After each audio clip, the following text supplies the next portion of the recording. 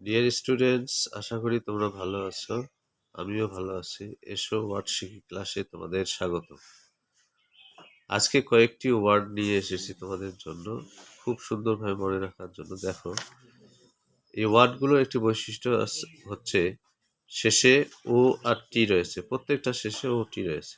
এটা মনে রাখার জন্য খুব একটা সহজ উপায়। দেখো, শুরুতে হচ্ছে কাট। কাট মানে হলো খাট, খাটিয়া, দোলনা, তারপর হচ্ছে খোয়াড়া। কাট। হাট। হাট মানে হলো গরম, উষ্ণ, ঝাল, দুর্দান্ত। উচ্চারণটা অনেকে হট করে, তোমার উচ্চারণটা হবে হাট। হাট মানে গরম, উষ্ণ, ঝাল, দুর্দান্ত।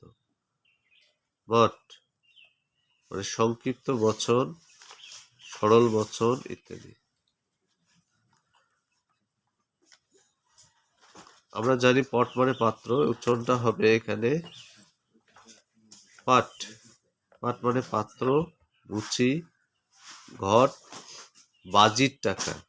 আমরা বাজি ধরি না, সেই টাকাকেও বলা হয় পাট।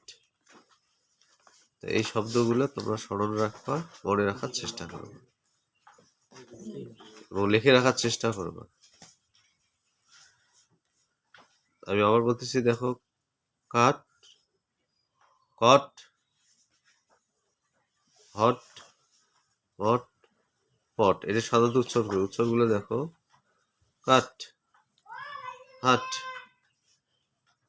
এটা মট, এটা হলো পাট। এই উচ্চারণগুলো তোমরা একটু ভালো করেই শিখবা। আল্লাহ হাফেজ।